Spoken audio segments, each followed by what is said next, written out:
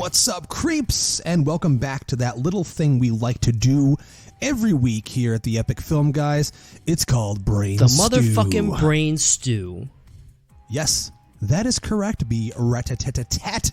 This week, our good boy, our friend, our co-host, Jeremy, is taking the week off. He'll be back next week to tell you all about his adventures, which I myself had some of them with him this past weekend, but I will save that for when he's on the show. But Brady, Scream is still a massive topic for horror fans right now. It's basically like all about Scream. So we're going to keep that Scream train rolling, and we decided it would be fun. We haven't done another top 5 or top 10 kill list in a while, so we're here to count down our top 10 kills of the Scream series, and I'm super fucking excited to be here with you to talk about the kills, because that's what Scream is really all about. I mean, yes, we love the characters. Yes, we love Sidney Prescott. Yes, we love the Ghostface mask. Yes, we love Marco Beltrami's music. Everything about the series we love, but the kills, that's why you go to the movie theater. That's why you buy the Blu-ray. That's why you watch these movies over and over and over again. The entertainment value, it's such an important part of this series. Brady, tell me how excited you are. Come on, look! I'm looking at you. You look like you're ready to jump off a roof. That's how excited I'm ready to you rip are. off all my clothes and go streaking across the football field and see Principal Hembry strung up at the goalpost. That's how excited I am. Listen, you kind of sound like Amanda Bynes right now, so I hope you're going to be very careful. I'm sorry. I feel so terrible. We had some friends that went to 90s Con that had paid for the all that photo op with the entire cast, and how amazing was it that Kenan Thompson showed up unannounced to fill in for Amanda Bynes for fans.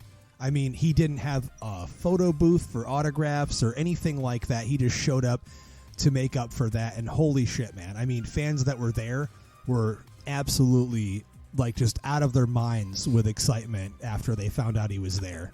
I can only imagine. I mean, he's a huge star. Yeah. I mean, he seems like a stand-up guy, man. Like, he's spent a lot of time on SNL. Like, that's kind of his cash cow now, but you know, fuck, man. He just, every story you hear about him, it's like he's always in a good light. So good for him. Yeah, 100%. I just, not to take a dig at Amanda, I hope she gets help. I know she's been going through a lot of problems over the years, and I've always loved her on that show and everything else she's done. It's always disheartening to see people go through mental health issues, and you know, we all have our ups and downs, so all the power to her. Hope she gets better. But Brady, enough of that. We're here to talk about more Scream, and I feel like, you know, we could take note from our good friend Ryan C. Showers from the Scream podcast. Love you, Ryan. And you're great. And just do Scream forever. Like, it's a topic that I'll never get sick of talking about. And, you know, we have a couple weeks before we have Renfield, and then a week later we have Evil Dead Rise. So horror is booming right now, but I still wanted one last shot at Scream while we had the chance. And before we get started in our countdown, I just wanted to congratulate on the air our winner of our Scream contest. We did Scream 6 with Paramount Pictures. Emily Reed is our winner. Woo. We announced that on Saturday, and we contacted her, and her prize pack from Paramount Pictures is on the way to her as we speak. I mailed it out this morning. So congratulations, Emily, and thank you everyone again to everyone that participated and entered the contest. We had literally over, I think we counted, what, Brady, like over 6,000 entries? Yeah, it was a fuck ton of entries. That's how much it was. I mean, I'm pretty sure I saw 8,000 likes on the Twitter post, like 4,000 retweets. It was absolutely insane. So thank you so much for showing your interest. I mean, that just goes to show, not only did Scream 6 destroy the fucking box office and become a huge new win for the franchise, but everyone's just all about it, man. Everyone wants Scream swag, myself included. Yeah. So enjoy that bucket hat, Emily. It's going to look fantastic. Congrats. But yes, the brutality, the blood, the gore. We're here to talk about the kills of the Scream series and counting down our own top 10 list.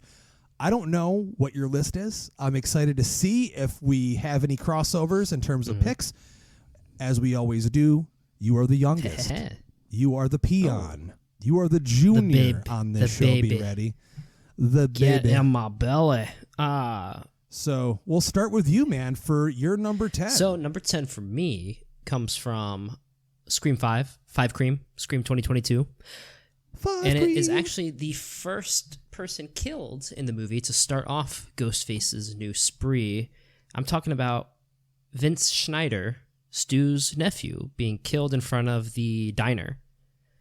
I think this one really fucking set the tone for the movie. Like, we've talked about the opening of Scream 5 a lot, especially last year, and how it subverted your expectations by not killing off Tara. She survived, and you weren't expecting that. And then we get Vince, who's just like a dirtbag, really has nothing to do with the story whatsoever, but just it really sets the suspense again. And I talked last episode about how much the suspense means to me in these movies and how important it is. And I think this is where it really they captured it in this movie. He's sitting there taking a piss against a wall. Justin likes to do it in a bush, but there's a wall. And Red Right Hand is playing on his stereo the lights system. come on. He goes over. It's that cat and mouse game. And then when he bends down to turn the ignition off and stands back up, Ghostface is right there. Just the quick little right in the side of the neck. And watching him just bleed out. It's juicing. He's juicing. So number 10 is Vince Schneider from Scream 2022. An interesting thing, Vince is played by Kyle Gallner, who was also in another Wes Craven associated project. Do you remember which one it was? It was a Nightmare on Elm Street remake. The remake of and he was also in Smile. So he's getting around. He's actually very fantastic in Smile. I really enjoyed him in that movie. But that's a fantastic pick. Surprisingly, that one didn't cross my mind for this list, but it is great, and I loved the build up to that because it's rare to see Ghostface just out kind of walking around on the streets. So that was a very surprising element that we got to see where they were bringing something different and original in 5. So fantastic pick there. My number 10 hails from the sequel that the majority of Scream fans just love and adore to shit on, but it's one that I've come around on quite a bit, and I talk about it on the show thanks to our good friend Ryan C. Showers. That is from Scream 3, Sarah Darling, played by Jenny McCarthy, thrown through some glass and, of course, stabbed in the back by Ghostface Roman Bridger.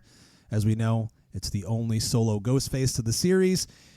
This whole sequence actually plays out much more like a scary movie scene than it does a Scream movie because it's Jenny McCarthy. She's kind of very comedic in all of her roles that we know her from, and honestly, she, all things considered, seems like the type of actor that would have been primarily scary movie and not Scream. But she plays it well. She's good in the movie, and she's highly attractive. So it's one of those things where, we're seeing this blonde bimbo character who's actually slightly intelligent in her character, and she gets offed by Ghostface. And I just love the fact that she's in a studio office. You see that massive stab Ghostface mask on the wall, and she's being chased through the costume area where you see all the Ghostface costumes. There's a lot of suspense in that scene, and I think it's just one of the best, at least in terms of suspense, in that entire movie for the kills. Yeah. And, like I said, you get to see Jenny McCarthy. I was that kid that grew up watching Singled Out constantly. And this is before your time, Brady. Way before. But I wanted to be singled out with her. Okay. Damn, that's a good pick, man. I mean, I'm sure it'll come up later for me, my love or my newfound adoration for Scream 3, but oh, look at that. Look at us on the show all loving Scream 3 and shit like we should have been from the beginning. Right. Thanks, Ryan. Well, anyways, my number 9 is not from Scream 3. My number 9 is from actually the best Scream sequel there is and my personal favorite, Scream 2, and it is the death of Derek Feldman, played by Jerry O'Connell. We all know and love as the obvious boyfriend, right?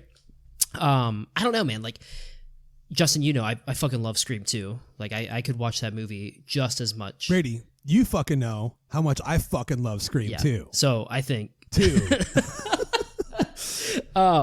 So, I don't know. The ending of Scream 2 always gets me really good. And especially here, Derek's tied up to the prop for the play, and Sidney finds him after he had his night of drinking. And then all of a sudden, Mickey comes out of nowhere and tries to sell the story that he and Derek are in on it together. And it's really hitting Sidney right where the first movie left off, where she's not sure. And Derek's trying to plead. He's like, I'd never do it. And he's like, let me get out of here. And he's selling it here, man. And then Mickey, ends up shooting him. And it's not like the goriest death, but it's shocking because, you know, Mickey's unmasked and just pulls the gun out, shoots him in the chest, and then he's just like, Sydney, I'd never hurt you. And then it gets just whisked away. And it's like, I don't know, like, there's nothing super special about it, but it was always, I think, more so the buildup of the scene for me and Jerry's performance. So, Derek Feldman. Well, also, you know, the lead up to that, you as the audience member, you're thinking in your head, could it possibly be another boyfriend as a Ghostface? So there is that question that you have. And then you have to, you know, kind of feel for Sydney, like, dude, she's just trying to have a normal life, and this really fucking nice guy that she just met, you know, at college that she's been dating, a doctor or a med student. Dude, and come on, he sings that song. Hey, I think I love you. Love you, isn't that what life is made of? I'm afraid, but I'm not terribly. sure of. And but wonderfully at the same time. Endearing. It's lovable. It's endearing. It's charming. It's cute and cuddly, but you can feel her emotion directly after that death happening. Like, holy shit! Like, oh my god! Like, this is happening again to me. I can't ever be happy. I can't ever have a normal life. And then, of course, we know what happens after that. But we're not going to go on for that. But yes, wonderful pick. I'll be honest. Another one that's not on my list. So far, so good. I really do love the ending of that movie so much. I still think it's one of the best climaxes, if not the second best, next to the original. So, fantastic pick. My number 9 comes from Scream 4. Rebecca Walters stabbed in the stomach and thrown off a ton of stories down off a building onto a fucking car by Jill Roberts. Great fucking kill. I love Alison Brie. Alison Brie is amazing in every single thing she's in. And it's funny because when I saw Scream 4 for the first time, I wasn't aware of who she was, right? And then it wasn't until years later when I got the Blu-ray and started making Scream 4 like a normal movie in my rotation list for, you know, annual watches. And then I had seen her in a bunch of other shit at that point, and I'm like, oh my god, dude, it's Alison Brie. And she plays like the biggest agent bitch in the entire world, and I love that about her. It's one of those characters that is written specifically for the audience to want to hate, to want to see get killed by Ghostface, and it plays out perfectly. I think it's another one of the, you know, for this movie, one of the most suspenseful scenes. It's one of those very old school kind of it hits that mentality of you go into a parking garage anywhere you go. I'm sure it happens to you all the time because you live in a big city. I've lived in a big city before. You go to a dark parking garage, no matter what time of night it is, you kind of like look over your shoulder. You know what I mean? So it hits that nerve of that feeling that everyone goes through when, you know, they did it in 80s horror movies and slashers and action movies all the time. I always remember Death Wish 4 as being like probably the most cheesy, but also the most over the top and scary of them, where it's just a woman walking through a parking garage and then they get raped, killed, stabbed, blown apart, if you will. But this one just always nailed me as one of the most exciting. And the reaction from all of the people below that see her body fall and splat, it's just one of the most hilarious scenes out of the whole franchise. So that was my number 9. Dude, that's a great pick from Scream 4. I gotta say, finally, I can pull from your book and say that is not on my list. I thought about it, but I mean, I gotta be honest. When you said that we were gonna do a top 10, I said this will be fucking easy. Like, I could pick no problem. And then I looked through all the kills, and I was like, oh, I don't know. Like, I don't know about this one. Like, there's so many that I was like, I gotta leave it off. And like, I'm glad we didn't do just a top 5 because I feel like I wouldn't have really been able to get into quite as much, but great. I mean, pick. There's 6 movies of kills, and I didn't go through the list to count each movie's amount of kills and add it up or anything, but there's a lot of people getting murdered in these movies. No. So it takes a little bit more time. You got to have more than just 5. No, I agree. So with that being said, moving on to my number 8, we're going back to Scream 2022, and we're going with when Sheriff Judy Hicks is killed by Ghostface when she thinks that she's trying to save her son Wes. Dude, in the theater when I saw this, like, just again, the buildup of the scene, and this is why I really was excited that this team was going to do Scream 6, and you can listen to our last episode to hear my thoughts on Scream 6. Which are but, wrong. You know, it sucks. Flat It out sucks. wrong. It sucks. It sucks. It sucks. It sucks. But, you know, this whole scene where she turns around to go run back inside and just get stabbed again in her front yard in broad daylight, and then gets repeatedly stabbed and killed. Like, and it hits you a little hard. Like, I have gone on record saying I hate the character of Judy Hicks. I hate her in her lemon squares. I hate her in Scream 4 trying to be a home-wrecking bitch. I hate everything about her, but I still felt bad when she got killed off. Like, she wasn't a legacy character, but she was, like, right in between. And come on, she's a legacy she ain't character. no legacy character. So I really, really enjoyed this scene, and it had to make my list because it hits those suspense marks for me that make a Scream movie. So Judy Hicks. And I know you love the kill too. I know we've talked about it in great detail, but I think this really this is where the movie really kicks off. Yeah, 100%. I think Wes, his sequence leading up to this is probably one of the best chunks out of the entire movie for sure. Especially in terms of the buildup of suspense. And I think before even Judy gets offed, that scene with Wes feels like the most Wes Craven scene in the entire movie. And then we have this awesome chase where she's just like, not chase, but she's rushing home rather, and you can feel the suspense. We already know, Wes's fate at this point. But I love Judy. I love her lemon squares. I can't wait to meet Marley Shelton at Monster Mania next month. I mean, she is an amazing horror icon. I love I'll give her that, Valentine. She's just fantastic in these movies as well. And I was so glad when they brought her back for part 5. Great pick. Yet another one, Brady, that is not on my list. I didn't think it would be, and I think I know what you replaced it with, and I'll ask you at the end of the episode, but yeah. Well, I'm going to move right along to my number 8, and I never prefaced this with anything specifically in regards to do these have to be kills that happen by Ghostface's hand himself, so I had to put this on here because when I think about this series, I'm thinking deaths. And I'm thinking, what is the most impactful? What do you remember the most? What sits in the back of your head when you're laying in bed trying to go to sleep and you just can't stop thinking about Scream? And it is Stu Macher, stabbed a bunch, head crushed, and electrocuted by a TV by none other than Sidney Prescott from the original so mad at me. Scream. And you know what? I get it, guys. Listen. I wanted him to be the killer in 6 just as much as you do at that point. I really did. Point, yeah. Even though I knew it was not practical, it was not logical. We know he's fucking dead. Kevin Williamson has said it. No matter how many times you tweet about it, guys, it's not going to bring him back to life. Now, that's not saying that if he comes back to life in some strange way, literally, someone stabs him with a pole through the chest and lightning hits it, a la Jason Lives, and he comes back to be a zombie killer Stu in the next one. I don't care. Fuck it. Whatever. Go supernatural. Go nutty. I'm down. But as per right now, Stu Macher is dead in the timeline, and it's one of the most iconic scenes. So much so that they homaged it again in Scream 6 Again.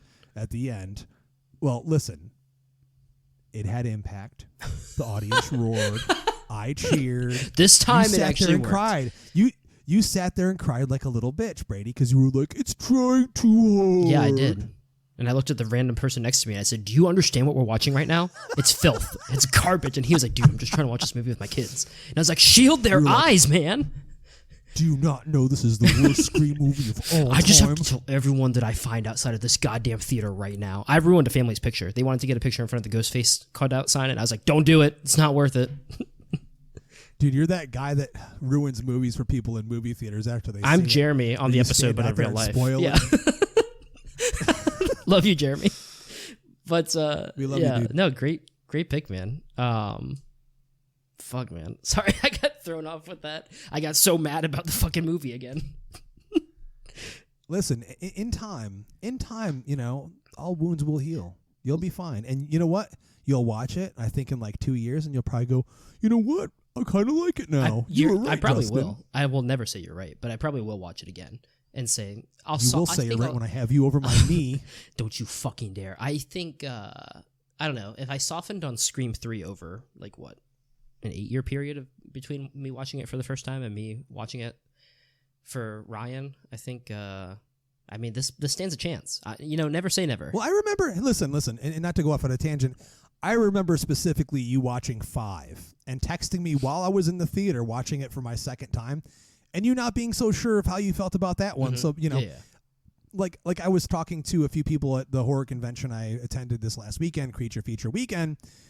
It's okay to reassess a movie later on in life or a few years later or even a couple months later. Like sometimes you feel a certain way about something because you have fan expectations.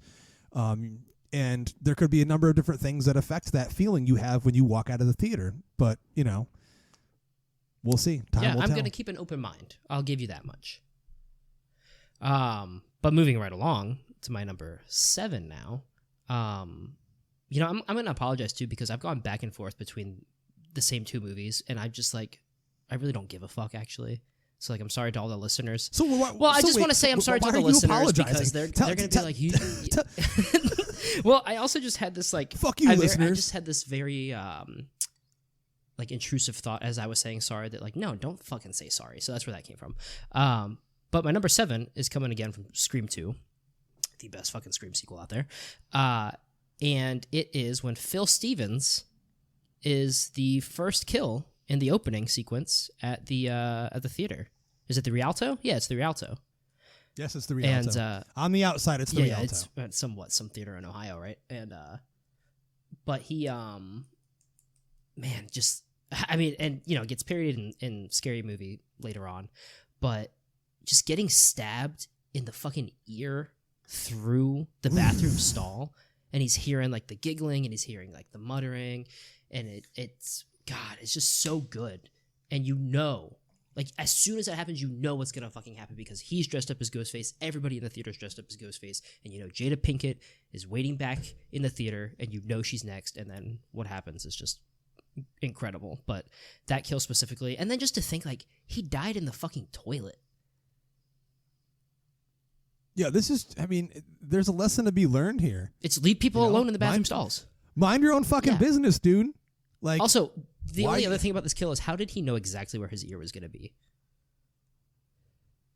Dude, we didn't see if he peeked over the fucking stall or That's not. true. You're pretty tall, so you could probably look over the stall and see where I was. And you're all right, the ear's They also right could have looked underneath. Either way. They don't show that angle. It's a very close-up angle. So potentially they could have looked. There could have been a very small slit in the front or the back. I hate when they do that. Well, no, remember because he's he leans up against it and then it cuts to Ghostface just hauling back. So I don't think there's enough time for that to have happened. Movie magic, Anyways, Brady. I'm not true. Upset with it. Very it's true. Still my number 7. I love it. Phil Stevens. Imagine though the scene still would have been fantastic had he went all the way with that swing with the knife and then went through and missed him slightly Got and him then on his way out or something. Got him on his way out or jumped over and what would have been this jumped over the stall and then went onto the top of the head. But I know what you're saying. That's why the kill is so impactful because your ear is such a sensitive, tender part of your body, and getting a knife through your ear. Oh my god! Or think about this: what if he misses and Phil runs out of the stall, but Ghostface comes out of the stall too and pulls him back into his, and then kills him in there, kind of like how he pulls Randy into the van. You have a scene like that. That'd be pretty cool. Yeah, but that's Randy's kill, which I'll be getting to much later. But no, it's a wonderful kill. To me, I've had a lot of time to process this after watching 6 2 times. The opening of 2 is my second favorite opening versus the first. I think I'm going to keep going back to that, that we both agree that 2 is the best sequel or our favorite sequel. Mm-hmm. It's just so iconic.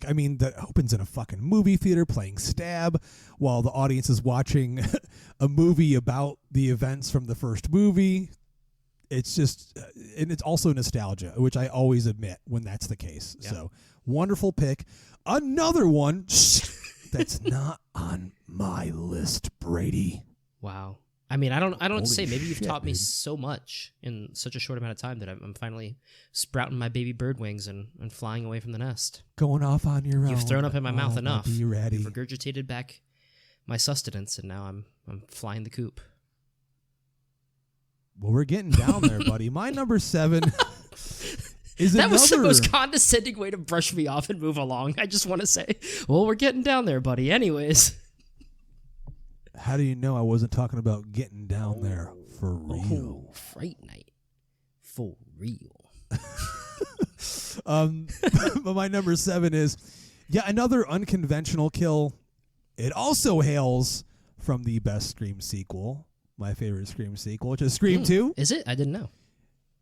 And I don't think our audience knows at this point, so we'll just have to keep reminding them throughout the entire episode. And I hope that it bothers somebody so I can have someone on Twitter, constantly retweeting. Because I don't know if you noticed this or not, Brady, because you don't really hang out on Twitter that much. I keep up the brand pretty heavily on the Twitter sphere. But right after 6 came out, a lot, and I mean a lot, of people were shitting all over 2 like it was the worst thing they've ever seen. And I mean, my response to you would be, fill in the blank, Eddie Murphy, Beverly Hills Cop, get the fuck out of here. I mean, seriously, like, go away. Like, watch more movies. I love that response. That's an easy response now. It's lazy, but it's really easy, and it makes people feel bad about themselves, which I don't like to do. But seriously, if you're gonna say that Scream 2 is a bad movie, go watch more movies, please. Oh no, I 100% agree. Like, I don't understand when one movie comes out in a franchise that you have to shit on every other movie. Fans immediately have to shit on at least 1 or 2 of the other ones in order for their opinion on the new one to remain more valid. Here's an idea: you can have an opinion that isn't inflammatory, and it can still be a good opinion. I don't know. Try that for once. Yeah. I mean, if you're comparing the 2 movies directly and you have points... But there's no need to. I mean, I get that, I said it in the last episode that I felt like 6 tried to rip off Scream 2 a lot. But I still feel like the 2 movies stand alone or stand well enough on their own and on their own merit. But I don't feel the need to go on there and be like, oh my God, Scream 2 is going to automatically... still stayed the best sequel. I think I went on Twitter and said, it's, still my favorite sequel. I shared something. I was like, it's still the best sequel to this day. But it wasn't like I was, shitting on 6 or felt like I had to. No, I mean, we all know that people like to get a rise out of other people, and that's how they get attention. And that's where we're at. But, again, back to the list. My number 7, another unconventional kill. It's Officer Richards with a pipe impaled through his motherfucking head by Mickey. Oh, great kill. Something that you hadn't seen in the Scream movies leading up to that point, which is why when I approached this list, I wanted to pick out the stuff that is the most original, because we know for the most part Ghostface is a knife wielder, and depending on who it is under that mask, they pretty much just kind of stick to the same thing. It's not like Jason or Michael Myers or Freddy where they get really creative or interesting with their kills. It's kind of always the same thing. So I had to pick out some stuff that really stood out the most with the most impact. And plus, this scene, Brady, from our favorite sequel, Scream 2.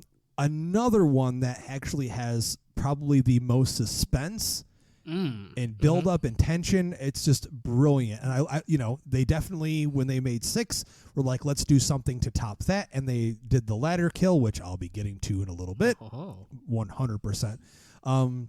But yeah, this is a great scene. Amazing, fantastic build up. We have our heroine in the car, and they're trying to get out, and Ghostface is in the front seat. And I mean, the gore level with this kill too, with the fucking pipe through the head, it's just beautifully done. Fantastic. So that's my number 7. Dude, that's a great fucking pick. It did not make my list. Oh my God, are you serious? This is exciting. If we had gone to top 11, it would have been on the list. That's how close it was. Get the fuck out of here. So no, I cannot. So moving right along for my number 6, I think this one's going to be kind of a throwaway round since you've already talked about it. But Sarah Darling, Scream 3. Admittedly, interesting. You have this high. I think it's because all the things you mentioned. But if you think about Scream 3, there's not a lot of good kills in it. Yeah, I'll admit that. There's an explosion. There's Putty from Seinfeld being killed off. But I get why they had to tone it down and why they had to make it more tame. But I think that's what makes Sarah Darling's kill so much better. And so I don't know if that helps it, but it just shines through, man. And it's fun. Like, the scene. Here's another one too that I watched on TBS a lot as a kid when I shouldn't have, and I would watch bits and pieces of it. So I always somehow caught it at the opening scene with Cotton, 100% Cotton, and then I caught it at Sarah Darling's scene. And so watching her get thrown through that glass window just terrified me. Like the brutality and the force. Like, I think it just goes hand in hand with what we've been saying. Is each movie seems to take it up a notch. Even 3 does, and that scene for me was like, wow, like I don't remember anybody getting thrown through a window like that. And having that character played by Jenny McCarthy, who is this public persona who everyone knows this goofy, lovable, but also yet sexy playboy playmate, it made the impact that much more heavy when you're like, holy shit, like they're doing this to Jenny McCarthy. Yeah. There's also that amusing aspect of it where it kind of seems cartoonish, which is why I love that it balances those two things well. And I think it's just, again, Scream 3 did something cool where it brought in the voice modulator, and she's talking to who she thinks is Roman, or it could have been Roman at the time, obviously, and then it just turns into Ghostface, and I love how it changes like that throughout the movie too, and it's really impactful in her scene because you can see her being terrified and like, what the fuck is going on. And also introducing the modulator, it really made things easier for the whole rest of the sequels that we've gotten so far. So good job, Scream 3. But yeah, that's my number 6. What about you, man? Well, I mean, dude, we're down to the top 5 and we're running right through this. We're slashing through it. Yeah, I'm excited for the top 5. And this is where it definitely gets really difficult for me. And I had a hard time with the top 5 because I'm like, man, this is it. This is the serious shit we're going to be talking about. But number 5, this may be low to some. Tatum Riley from Scream, her head's crushed in the garage door by Billy Loomis. Yeah, I mean, thinking about Rose McGowan in Scream, this is what you think about, right? Oh, for sure. Am I right or am I right? You're fucking right, buddy. Don't kill me, Mr. Ghostface. I want to be in the sequel. I mean, she throws beers at him. I mean, this is where we found out like that Ghostface can be clumsy as fuck. I mean, he almost doesn't even get this done. Also, it proves that as much as we love Tatum, she's not the smartest person. Who the fuck tries to get through a garage dog door? I mean, she's small. Ever tried? I'm 6 foot tall, and the size that I'm at right now, I would never fit. Maybe as a small child. I was gonna say when you were a kid, like we tried. We used to play. So we had this like huge hound dog. My cousins did growing up, and he had like one of those wire metal cages, right? And we would always watch Fear Factor as kids, and so we would put one of us in there, empty, and then like we'd get like the twisty ties from like bread, and put twisty ties around the locks on it too. And then put a blanket over it and just turn all the lights off, and the person had to try to get out there while it's like being shaken. So that's not a dog door, but that's what it made me think of. But I have also tried to crawl through a dog door. Brady, I just realized I made the most crucial mistake, and it was only my number 6. Yeah, you started fucking freaking me out, and I was like counting over here like, oh my God, did I just move ahead? This is how excited I was to get to our top 5. So yes, that was my number 6. Holy shit. Oh my God. Yes. All right. But yes, Tatum Riley is my number 6. Criminally low, but I get it. There's again so many kills. My number 5, I say criminally low, is criminally low. It's criminal how I jumped toward my top 5. Dude, I'm not already. even kidding. I just freaked out. I was over here and I was like, hold on. And like, you can't see my chicken scratch notes because I did paper notes tonight, but I was like, oh my God, like I had scratched out one name. And so like, it's kind of like off centered. And I was like, oh my God, I'm like counting. And then you finally caught yourself. This is going to be that fun moment where our audience is going to be like, dude, did this motherfucker really just jump from? He's like there's so many kills. We're going to skip them. Number 7 and number 5. So then my number 5, starting off the top 5 is again, from Scream 2. And it's, do you want to die tonight, CC? Now this shit's criminally low, motherfucker. No, it's not. Fucking love Sarah Michelle Gellar. Like, incredible.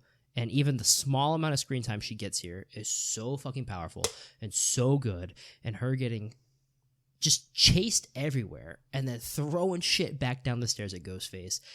getting to the top of the balcony, getting stabbed, and then just thrown off the fucking roof. And then the scene ends with her body laying there and cutting to party music. Like, just incredible. Like, this is what a Scream movie is all about.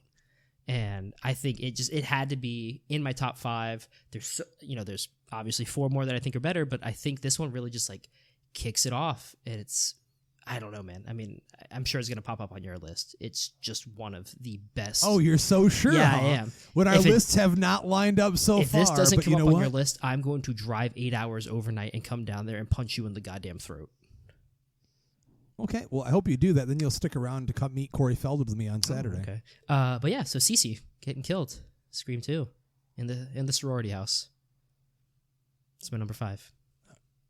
Okay. Justin, we're on number 5. What's your number 5? Okay, just remind me. See, our mine was audience just knows from the best sequel in the Scream franchise ever, Scream 2.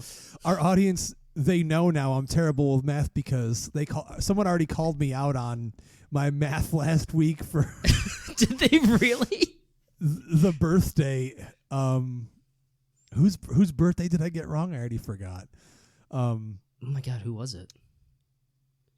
We're gonna sit here and try to figure it out. Know. Anyways, you got it wrong. I already forgot. It was somebody, and I was like 89, and Jeremy's like, what? Oh yeah, when you were like they're mid 30s, and we were all like, whoa. So this is just going to show to our audience and to everybody in the entire world how terrible I am at math. I made it to 10th grade math, and that's it. So, fucks I give her 0. That's not bad. My number 5 hails from the new Scream 6. Poor Anika. Stabbed in the stomach. She's just the new love interest for Mindy. She's just there hanging out, wearing funny hats and shit, you know? Lovable character. Didn't do anything wrong at all. She gets sliced in the stomach. Oh, God. And this is probably, aside from Gail's apartment scene, my favorite sequence of the entire movie, where she's trying to cross this ladder, between the apartments in these very tall apartment buildings in New York City. And what I love so much about this is that Ghostface is playing with his victim and extremely malicious. Ethan Landry is just shaking that fucking ladder. And you can imagine you're already wounded from being stabbed in the stomach, like really deeply. You're feeling it. And then you're trying to keep your life, man. You're just trying to stay alive. And I would never be able to cross that ladder because I'm so scared of heights. It just wouldn't have happened. I would have just probably fought it out with Ghostface and been killed being stabbed to death because I would not have been able to do it. She takes the leap and tries, and he's just grabbing that ladder and swishing it around and pounding it up and down, and she flies right off that fucking thing. She does. Hits her head on a dumpster flat on her back, and we see how gruesome her death is. I mean, this is probably one of the most gruesome, brutal kills of the entire franchise, and I just absolutely loved it. I feel so terrible for the character because it's like, what did this girl really do? Honestly, it's a lesson to be learned. Another one on this list, don't get involved with people that have been involved with murders. If you're ever out on a date with someone and they trauma dump and they're like, yeah, this hooded figure tried to kill me and my friends a couple years ago, but it's all right because they did the same thing to a bunch of other people 20 years ago. But I lived. That's your wake up call to be like, all right, I'm That's good. what we call a red maybe flag. Maybe get in that one night stand. Yeah, maybe get in that one night stand. Maybe if you're really hurting that But that bad, could be the night that you get killed. That could be that one chance where you're getting laid. Are you gonna risk it for the biscuit? And Ghostface comes through the window and what a way to go out though. You're done. Well, at least you're getting laid. At least you're getting laid, and that's the last thing you think of before you die. Maybe you won't even notice. Maybe you'll be having the best orgasm of your life, and you'll think that the stab wound is just part of it. This new, you've you've this new type of orgasm you've never achieved before. Hellraiser levels of orgasm, essentially. But yeah, This kill, though, it really did. It had a huge impact. And I mean, I remember at our press screening, the audience just gasped. Yeah. You know, people freaked out over it. It was a great moment, great build-up, great suspense. Fantastic from Radio Silence. So that's my number 5. So we're moving on to you. And I remember this time, Brady, for your number 4. Number 4. Is it from Scream 4? No. I don't have... here's a little spoiler. I don't have anything from Scream 4 on here. Are you fucking kidding me? No. Let me check again. No. Up until this movie, Scream 4 was my least favorite. What do you want me to... What do you want me to do? Put the fucking cop who gets stabbed in the head, Anthony Anderson? You want me to put that kill? Is that what you want on here?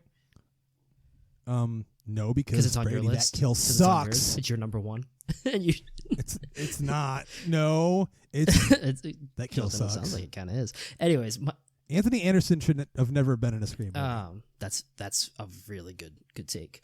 My number 4 is from Scream 5. Surprise, surprise. And it is our good and faithful Deputy Dewey Riley's death.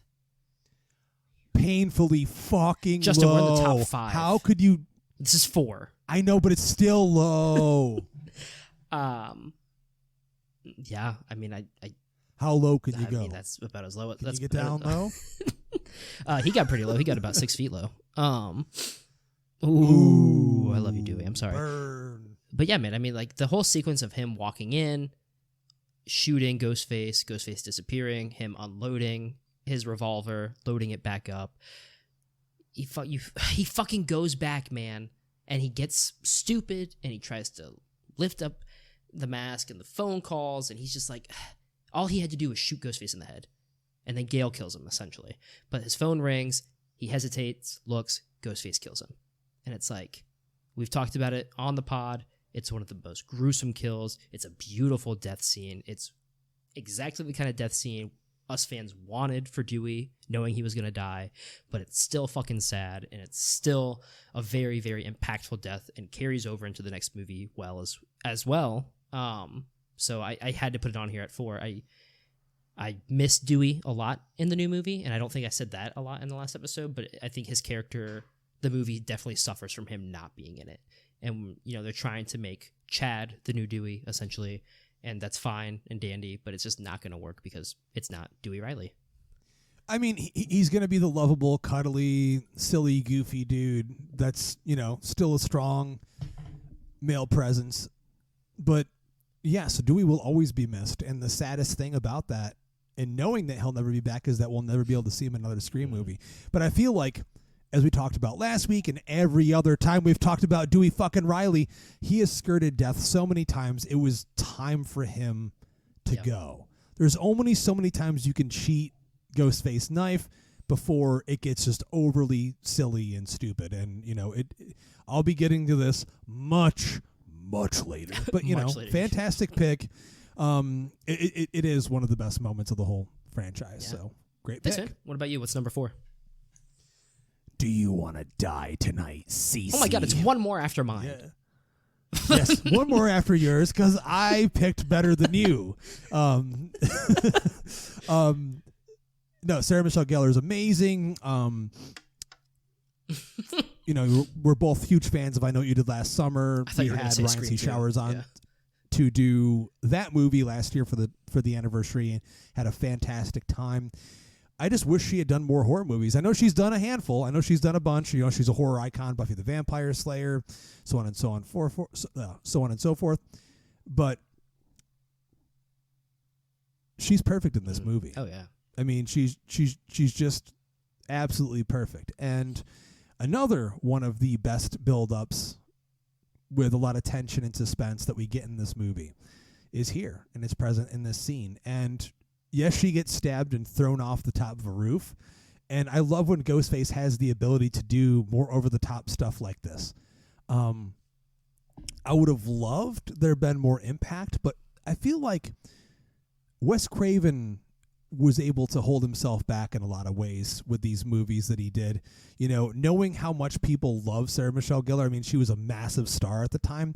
There was no way we were going to see, like, blood gushing out of her as she hit the ground. Right. You know what I mean? It was done brutally, but with class, but with impact. And it's one of my favorite sequences of that movie, her getting the phone calls. You know, dude, she's a sober sister, dude. She's helping people out. She's there to give people rides and shit. Like, there's nothing about her that you can dislike. You know what I mean? She's trying to help people and stuff, and she's gorgeous. Oh, yeah. Absolute stunner. So, fantastic sequence. One of my favorites of the entire franchise. And her death is meaningful. It builds up the movie and pushes it forward. So, C.C. Cooper from Scream 2 is my number 4. And that was by Mickey as well. Yeah. Great pick. God, I love that kill so much. I'm going to go watch Scream 2 tonight. Did I tell you that's my favorite sequel? For me, wow, we're in top 3 now. Jesus Christ. And here's where Justin really starts yelling at me. I won't yell, I promise. I promise I won't yell at you. I'm not going to yell at you like you're stewing on Billy. Right. I'm not going to do that. Number 3 for me has already been mentioned, and it is from the original Scream movie, and it is Tatum Riley's death. Definitely, outside of the opening to Scream, I think this is the one kill that I think of when I think of the Scream movie. And just like you said, Justin, I mean, I'm not going to rehash it all, but that whole sequence in the garage where she's still giving Ghostface shit and she's like acting like nothing's really wrong, and then he cuts her arm and she's like, okay, this is like really fucking real, and like you can see the fear come over her face, realizing, okay, well, like, I'm trapped now. She goes to the door, it's locked, she starts throwing shit at him, hits him with the fridge. And I also don't understand how this is Billy and he's so uncoordinated and so, I don't know, not Billy-esque, like this is the kind of Ghostface that you would expect to be Stu. But that's, I digress there. And then again, her trying to crawl out the door, but then her head fucking getting crushed, man, as she's going up, and then Ghostface just slipping right back into the party. Like nothing happened. It's so fucking good. It's so intense. And I mean, every time I watch the scene, my heart is just racing. And I know what's going to happen every time, but I'm still just like, maybe she'll get out this time. Maybe she'll make it through the doggy door. And I'll make a great point, too, not to cut you off or anything, but it's the track on Marco Beltrami's score on the soundtrack for part 1. Tatum's Torture is the track listing. It is one of the best pieces of music ever done for the entire franchise. It just builds the scene and holds it up so high. It's just absolute perfection. Higher than her in that horror music. Yeah.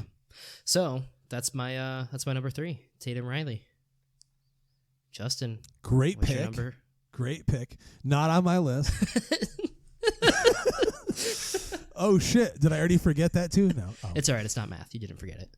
It may have been. It may have should have been higher, but this was a difficult list to come and figure out, and things work out the way they work out. Yeah, sometimes you yell at your co-host and say that he's criminally low on a pick, and then you just do it right after his pick. So it's cool. Nobody really keeps track of that stuff. Yeah, which makes me right and you wrong, sure. Which is what I want to hear. But I may be yelled at for this being as low as it is. Yes, ladies and gentlemen, Casey Becker is at number 3, killed by Billy. First opening kill and the first Scream ever made. Stabbed a bunch, gutted with her intestines hanging out, and hung from a tree. Which I would say, and maybe you would agree with me, Brady, maybe you would not, that most Scream fans hold up that image of that super fast shot of the Casey Becker prop, it's not really Drew Barrymore, hanging from the tree as one of the most, if not the most iconic kill images from the entire franchise. Oh, 100%. Yeah. There's no way. It's nightmare fuel. I mean, it's just absolutely terrifying. And when you watched it for the first time, I think any Scream fan can attest that it just has so much impact. It just blows you out of the fucking water. You're like, oh my God, if this is what the movie gives me in the first 15 minutes, then what's it going to do to me for the remainder, No, man. I mean, it's a great fucking kill, and it's a great sequence. And, I mean, I do think it's a little low on your list, but, I mean, it made top 3, so, I mean, I can't be mad at that. There's a very good reason. I'm sure that. There is. And I'll explain that when I get to my number 2. So, I mean, I guess I'll go with my number 2. Man. My number 2, I went back and forth with this one, but it is also Casey Becker getting killed. Criminally high. Getting offed in the opening sequence and poor Steve getting killed in the chair. That's gotta suck. But yeah, man, and you talked about Beltrami's score in the last pick, but here, man, when she's running across the lawn and she's trying to crawl, and the parents get home and they see the kitchen on fire and they can hear the phone and she's getting dragged away, just up to that imagery of the quick shots of her hanging, like it's all so good, and you're just gripping your seat and you're stuck the there. Cue from Hell. The Is Cue from called? Hell is that track list. God. Yeah, I mean, it's and it is so truly named and titled that it just fits it perfectly. And then just the scene that sticks out even more so to me than her hanging there is her reaching up and crumpling the mask, and then like her eyes fluttering open a little bit to see who it is. That desperation. Yep. And then getting killed. And you can hear it on the phone, like the grunts and the slice. So for me, number 2 has got to be Casey Becker, man. Which brings us to your number 2. Fuck you. Oh yeah, I knew that one. Everyone knew it was this one. Listen, Randy Meeks is my spirit animal. Anyone that grew up loving movies, you were the geek. You were trying to get the girl. You hung out with the cool kids. You weren't the cool kid. I always have loved and adored and found Randy and his portrayal by Jamie Kennedy to be one of my favorites of the entire series. He's my favorite character aside from Sidney Prescott. Seeing him get killed hurts me. And it hurts me so fucking deeply every single time that I watch it. I swear to God, I mean, seriously, it's, that's why I was so happy that Radio Silence really honored him in such a massive way in part 5. That shrine that his sister at his has, sister's house. It was beautiful. And I loved that, there was some caretaking there. I mean, he does get his little cameo in part 3. It's clearly a much heavier Jamie Kennedy doing a VHS cameo because he's really thin in part 2. But the build-up to his death is fantastic. Gail gets the call. She hands it to Randy. And he just makes fun of Billy and Stu the whole time. He's got zingers. He's mentioning horror movies. He's doing what you would expect him to do. I just love that he almost got killed in the first one. He's not scared here. He's on the offensive, not the defensive. You know what I mean? He's showing some balls here. And I love that the character has grown from where we saw him in the first one.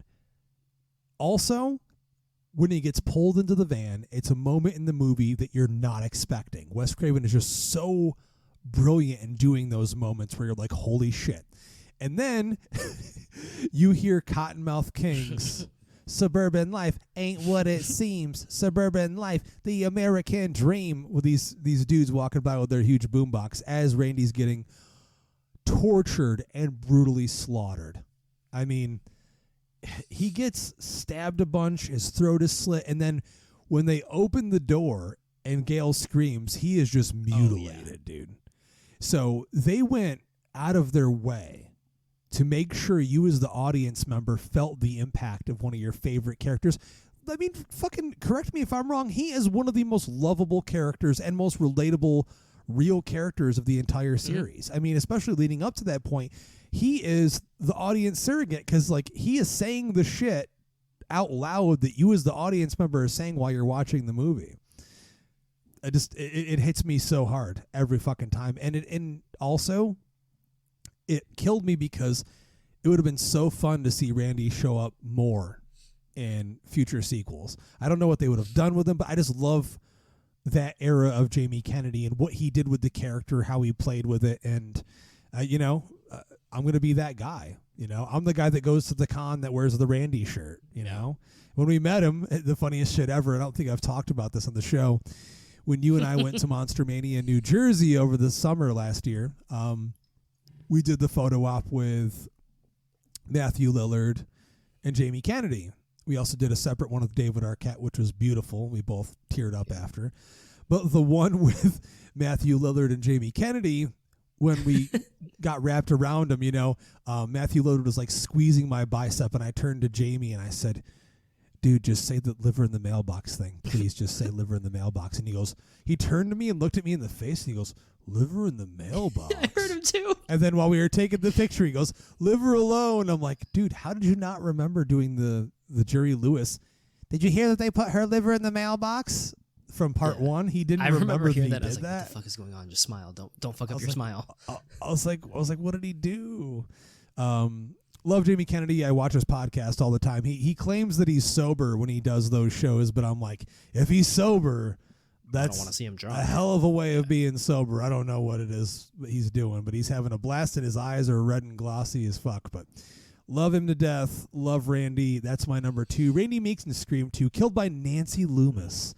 And it makes the most sense that she'd be the one killing him so brutally, because, I mean, he calls Billy a mama's boy on the phone. So, yeah. There it is. Wow, that was really good. I thought that was going to be your number 1 kill, but it is not my number 1 kill, because my favorite kill of the... Are you? Wait a minute. You're telling me that Randy's death isn't even on your No, list? I knew you were going to say it when we got to this point. No, it's not on my list. Okay. Just you can hand in your resignation on the podcast. We can just cut your mic please now. Send it. Please send via email with your signature after the podcast. It's not because I don't adore that scene. It's not because it wasn't impactful. I just thought that there were other ones that were more impactful from my experience and my opinion. No, I understand. I understand. I understand. We can talk about it at some point. Okay. But my number 1 is what I think to be the most impactful opening of any Scream movie. And the one that personally terrifies me the most is Maureen Evans getting killed in front of a crowd in the theater in Scream 2. For me, when I think of the entire Scream series and I think of what kill sticks out the most to me, Casey Becker is right there, but Maureen Evans being surrounded by plastic knife-wielding ghost faces while she's being murdered and stabbed all the way up to the stage, and then on the stage, everybody's still cheering and cheering, because that's something that you would see fucking happen today, man. And that shriek, dude, the shriek that she lets out, that howl is pure pain. Yeah. And then to watch everybody kind of slowly realize, like, oh fuck, like this isn't supposed to be happening. And then they're taking off their ghost face masks, their eyes are wide, everyone's shocked by what they're seeing. Is this a hoax? Is this for the movie? Is this something that they're doing to put on for the screening, or is this real? And I mean, Jada Pinkett here just sells it, man. Like right after Phil gets killed in the bathroom and comes back as she's trying to eat the popcorn, and then she like looks at the blood on her hand and looks over, and Ghostface is just staring at her, and you then just fucking start stabbing her, man. It's gruesome, it's mean-spirited, it's evil, and it's exactly what I look for from a Ghostface. Did you ever think, because he's wearing Phil's clothes, that he left Phil like totally naked in that stall? Yeah. Which again, it's like you but also like how many? Do you think that he wore his boxers too when he left? Well, that's them there, assuming that Phil was wearing boxers. Not everybody wears boxers. I mean, if he's like me and he goes commando all the time, then he wasn't. Probably didn't. I probably wouldn't want to wear the Ghostface costume if I. Well, he said while he was watching Stab that he was getting a stiffy. So yeah. So I mean, I don't know if I was Ghostface and I took his Ghostface thing off. Do you think he died with a heart? He probably did. He probably did. I mean, we don't know that he was trying to pee in that stall. Why do you have to go in the stall? Very true. But that's my number 1. Maureen Evans, Jada Pinkett, Scream 2, best Scream sequel ever. Justin, finish it off. What's the number 1? Wonderful, wonderful, wonderful pick. Also, not on my list. I thought you were going to say criminally low. No, it's honestly, it was one that I debated upon since that opening is so important to me. But no, my number 1 is from Scream 5, Deputy Dewey Riley, stabbed and gutted by Amber. And much like you already said when you described why you had it on your list, to me it was a moment where I cried. And I tear up every single time that I watch the movie. Dewey is such an important character to this franchise. He's so lovable, from part 1 to part 5, he is just the glue that holds these movies together. You always look forward to seeing him on screen. And what David Arquette has done with this character is just, absolutely brilliant. And, it's kind of like Arquette playing himself in a way, because he's a very nice, lovable, caring guy in real life. And Dewey shines through with that. And, the moment that he wants to be the hero again and he goes through the elevator door, like back now he's, to try to take care of the situation, as the audience member, like, this is it for him. Yeah. Like, this is the last time we're going to see Deputy Dewey Boy out there wielding his gun, facing off against Ghostface. Yes, we had those fans saying, like, there's no way that Amber could have ever taken him down. It's a movie. It's movie magic. And, where we see Dewey at the beginning of this movie, he's not exactly in the best place in his life, not the most healthy, not the strongest. This isn't Dewey at his prime. Right, exactly. We'll make that clear. But the way it's shot, the way it's handled, the way that it's built up to, it's somewhat far-fetched, but it has the most impact, I think, for me in seeing one of our favorite characters. Arguably, this is the first time we've had a legacy character of his caliber get killed on screen. We haven't seen Sydney die, and spoiler alert, if you haven't seen part 6, Gail doesn't die either, so it's... Should have. These guys have been with us since the beginning, and they've lasted this many movies, and when we got to this moment, like, it hits me every time, so much so that when we hear that music in 6 and we see Dewey's picture, I cried both times I saw the movie. So my number 1 is Dewey Riley. Great pick. And it was a joy. It was a pleasure that you and I had the opportunity to meet David last summer. And he's coming again here to Maryland next month. And his line is always hours long. You have to line up at like 6 a.m. if you want to talk to him at his table. But I may do it because, you don't get those opportunities very often. And any of you fans listening now that have met any of the cast of Scream, if you've met David, what it's like, that he's just such a lovable, appreciative guy, such a down-to-earth dude. But, ladies and gentlemen, that is our top 10 kills from the Scream series countdown.